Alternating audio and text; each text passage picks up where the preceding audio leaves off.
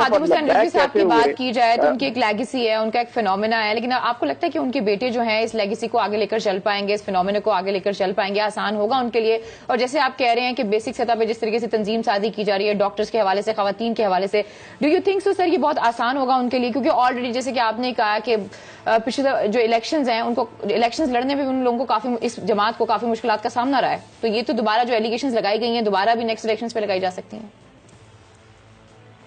دیکھیں یہ جو ان کے صاحبزادے جو آگے لے کے چل رہے ہیں نا، یہ انہی کا ویژن ہے. وہ اس کو تحریک لبیک کو ایک سیاسی جماعت کے طور پہ لانے کا فیصلہ کر چکے تھے خادم حسین رضوی.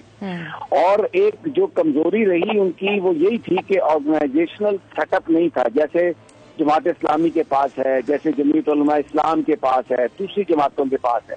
تو وہ اس سیٹ اپ کو، اس اسٹرکچر کو بنانا چاہ رہے ہیں. اور پھر دوسرا جو بریلوی طاقت ہے وہ ساری رورل ایریاز میں پھیلی ہوئی ہے. تو اربن سینٹرز میں اگر اس کو اس کا اسٹرکچر بنایا جائے تو پھر جو الیکشن جیتنے کے لیے جس چیز کی ضرورت ہوتی ہے انہیں وہ حاصل ہو جائے گی. میں یہ کہہ رہا ہوں کہ یہ وہ سوال ہے جس کو آج بڑی سیاسی جماعتیں ایڈریس نہیں کری. آج بھی آپ دیکھ لیں مین اسٹریم میڈیا پہ خادم حسین رضوی کا کون ذکر کر رہا ہے؟ اتنی بڑی سیاسی جماعت. بلاول بھٹو کو لیاری میں ہرانا پولیٹیکلی، یہ جو سیاسی اینیمل ہیں، جو سیاسی پنڈت ہیں، کبھی انہوں نے اس سے بات کی کہ یہ کیوں ہوا ایسا؟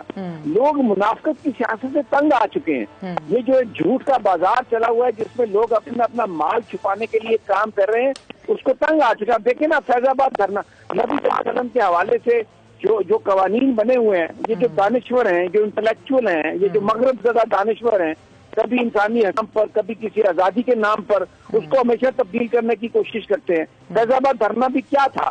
وہ بھی بیسیکلی ایک کوشش کی تھی انہوں نے نواز شریف صاحب کی حکومت کریٹ کرنے کی اور مغرب کے ساتھ.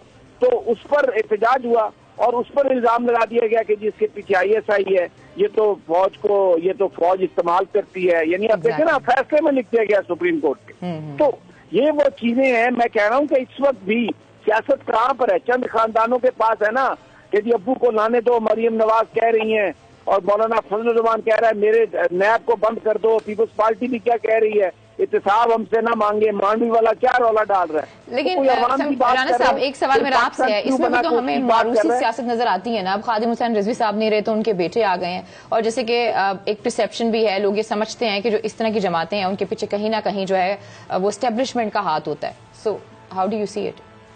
یہ بہت ہی فضول خیال ہے جن لوگوں کا یہ خیال ہے موروثیت میں اسٹیبلشمنٹ کا ہاتھ کہاں سے آ گیا. نہیں میری بات سنیں نا. بات یہ ہے سمیع صاحب نے جو بات کی ہے، کوئی بندہ سوچ سکتا تھا کہ لیاری سے پیپلز پارٹی کا کینڈیڈیٹ ہارے گا، وہاں سے پیپلز پارٹی کا چیئرمین ہارا ہے ان کے کارکن کے ہاتھوں. تو مسئلہ یہ ہے کہ عوام جو ہے وہ اس قیادت سے جو اس وقت عوام کو گمراہ کر رہی ہے اس سے تنگ آ گئے کہ یہ کیا تماشا ہے. یہ بلاول کی شکست جو ہے اگر کوئی سبق سیکھنے والا ہوتا تو اس سے بہت بڑا سبق سیکھتے آصف زرداری صاحب کہ لیاری کے عوام جو ہے وہ 1970 سے لے کر 2018 تک پیپلز پارٹی کا ساتھ دیتے آ رہے ہیں. کیا ہوا کہ پیپلز پارٹی کا چیئرمین ذوالفقار علی بھٹو کا نواسا بے نظیر کا بیٹا لیاری سے ہار گیا. کبھی اس پر غور کریں، کاش ان کو تھوڑی سی عقل آئے اور یہ سوچیں کہ لیاری کے عوام نے بلاول بھٹو کو کیوں مسترد کیا.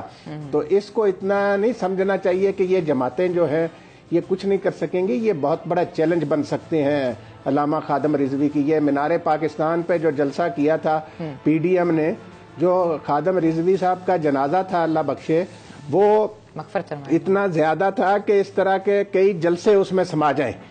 تو یہ چیز جو ہے نا یہ ایک لمحہ فکریہ ہے ان سیاستدانوں کے لیے کہ وہ اپنے آپ کو ٹھیک کر لیں، ورنہ عوام کو اگر کوئی متبادل چیز نظر آئی تو وہ ادھر کو جائیں گے. تو یہ جو ہے نا یہ میں سمجھتا ہوں کہ رانا صاحب اگر آپ مجھے اجازت دیں، مجھے اگر اجازت دیں، خادم حسین رضوی کے لیے جو لوگ آئے تھے وہ ان کی ذات کے لیے نہیں آئے تھے، وہ جو وہ بات کرتے تھے وہ اس کے لیے آئے تھے. جو نبی پاک صلی اللہ علیہ وسلم کی جو محبت ہے اس کے لیے آئے تھے. ریاست مدینہ بنانے کا اس پاکستان کو جو ہر دل میں، ہر غریب کے دل میں جو خواہش ہے وہ اس کو پورا کرنے کے لیے آئے تھے. یہ جو کرپشن کے نام پر سیاست ہے اس سے بیزارگی کا وہ اظہار کرنے کے لیے آئے تھے.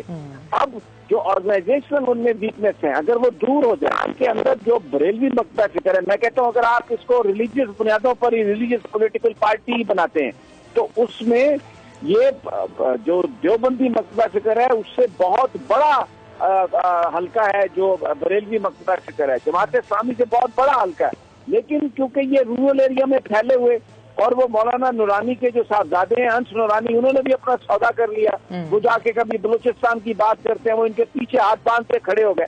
تو یہ ایک جو پاکستان کے اندر جو پولیٹیکل انجینئرنگ ہو رہی ہے، جس کا یہ تمام جو اپوزیشن کی سیاسی جماعتیں اب مل کے، جب بڑی کمپنی ہوتی ہے نا تو وہ چھوٹی چھوٹی کمپنیوں کو ساتھ ملا کے تو مارکیٹ میں چھوٹی دکانیں بند کرا دیتی ہے، پورے کاروبار پر قبضہ کر دیتی ہے. تو یہ جو اتحاد بنتے ہیں، کیونکہ خود میں اتنی طاقت نہیں ہے، خود میں اتنی ہمت نہیں ہے، اتنی فالوئنگ نہیں ہے، تو سارے مل کے اپنی ایک کارپوریشن بنا کے آگے بنایا اس کو بچانے کے لیے. اب ہم یہ کام کرتے ہیں. تو ایسے میں یہ جو تحریک لبیک ہے، جیسے ابھی رانا صاحب بھی کہہ رہے تھے، اس کو انڈر ایسٹیمیٹ مت کریں. یہ نبی پاک صلی اللہ علیہ وسلم کے جو ارشادات ہیں ان کی بات کرتے ہیں، یہ غریبوں کی عزت کی بات کرتے ہیں، یہ ریمائنڈ کراتے ہیں کہ پاکستان کیوں بنایا تھا، کس نے قربانی دے کے بنایا تھا. اور اگر نوجوان اس کا حصہ بن جائیں، اگر آرگنائزیشنل اسٹرکچر بن جائے، تو یہ جو منافقوں کی جماعتیں ہیں، یہ جو مفاد پرست ہیں، یہ جو کرپٹ ہیں، یہ جو اپنا مال بچانے کے لیے سب کچھ کر رہے ہیں، ان کی دکانیں بند ہو سکتی ہیں. یہ آج دیکھیں نا، میڈیا دکھا رہا ہے سعد رضوی کو اور خادم حسین رضوی کی ان باتوں کو جن کو پورا پاکستان سنتا ہے. پاکستان کے کونے کونے سے لوگ آئے خادم رضوی کے جنازے میں. وہ صرف جنازہ پڑھنے نہیں آئے تھے، وہ یہ بتانے آئے تھے کہ ہم چاہتے ہیں کہ جو خادم رضوی بات کر رہا ہے اس کو عملی جامہ پہنایا جائے اور ہم اس کے لیے اپنی جان بھی دے سکتے ہیں. تو یہ ایک بڑا ایشو ہے آج کا. اور اس میں یہ جو بات ہے سعد رضوی کی، دیکھیں اپوزیشن کو کہا کہ آپ جلسہ نہ کریں، پی ڈی ایم کو مینار پاکستان میں انہوں نے وائلیٹ کیا اور وہ جلسہ انہوں نے کیا. لیکن جو خادم حسین رضوی کے صاحبزادے ہیں، ان کی جو جماعت ہے، ان کی جو شورا ہے، انہوں نے کہا ہم جانا چاہتے ہیں. انہوں نے کہا نہیں سرکار میں، تو وہ مینار پاکستان نہیں گئے. اس وقت قانون کی خلاف ورزی کرنے والے یہ جو اپنے آپ کو معتبر کہتے ہیں یہ لوگ ہیں، اور قانون کو ماننے والے وہ سعد رضوی ہے جو خادم حسین رضوی کا بیٹا ہے، جس کے اوپر یہ الزام لگایا جاتا ہے، جن کے اوپر یہ الزام لگا کے ان کو خراب کرنے کی گئی، داغدار کرنے کی کوشش کی گئی. لیکن پاکستان کے عوام نے اس کو ریجیکٹ کر دیا کہ وہ ایجنسیوں کے لوگ نہیں ہیں. جو نبی کی بات کرتا ہے وہ تو وہ بات کرتا ہے جو ہر غریب، ہر مسلمان کے دل کی بات ہے. تو یہ ایک بڑا زبردست فینامنا ہے جو انفولڈ ہو رہا ہے.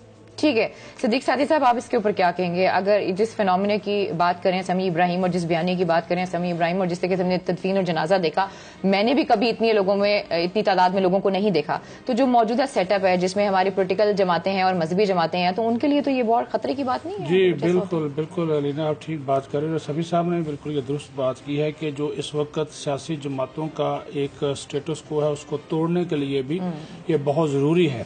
اور یہ میں آپ کو بتا دوں کہ جب لاہور میں الیکشن ہوا، ضمنی انتخاب ہوا اور کلثوم نواز نے اس میں حصہ لیا، تو اس میں بھی ان کی جماعت کے لوگوں نے اچھے خاصے لاہور سے جو ہے وہ ووٹ لیے تھے اور بڑی مشکل سے جو کلثوم نواز وہاں سے جیتی تھی. 2018 کے انتخابات ہوئے تو 28 لاکھ ووٹ ان کے لوگوں نے لیے. اور یہ مذہبی جماعتوں میں جو اول نمبر کی جماعت ہے اس کے طور پر ابھر کر سامنے آیا. دوسری بات تو سمیع صاحب نے، رانا صاحب نے کاری دی کہ ان کا جو بلاول بھٹو زرداری کو شکست دی ان کے ایک ایم پی اے نے. تو اور جو مسلم لیگ نون کی ایسی نشستیں جو کہ یہ سمجھا جاتا تھا کہ جو بریلوی طبقہ ہے وہ مسلم لیگ نون کے زیادہ ساتھ ہے، ایسی نشستیں جو کہ وہ جیت سکتے تھے، 5000 یا 6000 کے سیٹ سے فرق سے ہارے، تو ان کو ہرانے میں بھی ان کا بڑا کردار تھا. کیونکہ جو ایک وہ فیض آباد کا جو دھرنا تھا اور جو ختم نبوت کے لیے یہ سارے لوگ وہاں پہ جمع ہوئے تھے، جو اس وقت کی پالیسیاں تھیں آپ کو پتہ ہی ہے، قومی اسمبلی میں بھی سارا جو ایک سلسلہ چلا تھا، تو اس کے اوپر ہی آ کر انہوں نے سٹینڈ لیا. اور بات یہی ہے، ایک یہی بات ہے کہ جو لوگ ان کے جنازے پر وہاں پر آئے وہ واقعی یہ بات صحیح ہے کہ ان کی ذات کے لیے نہیں ہے، ان کی جو نظریہ تھا جس کو ہم آج کل بھی بہت سی جماعتیں بیچتی ہیں جی ہمارا یہ نظریہ ہے، ہمارا یہ منشور ہے، لیکن انہوں نے تو عملی طور پہ اس کا خود بھی ثبوت دیا اور خود بھی بیٹھے رہے وہاں پہ اپنے لوگوں کے ساتھ وہاں پہ بیٹھ کے انہوں نے جدوجہد کی. تو جو سیاسی جماعتوں کا اس وقت ایک وراثتی سلسلہ بنا ہوا ہے اس کو توڑنے کے لیے، اس جمود کو توڑنے کے لیے، اگر یہ دیکھیں میرے ذاتی خیال میں تو یہ پولیٹیکل پارٹی آلریڈی ہے. ظاہر انہوں نے 2018 کا الیکشن لڑا، ان کا ایک ایم پی اے سندھ اسمبلی میں جو ہے وہ موجود ہے، 28 لاکھ انہوں نے ووٹ لیے.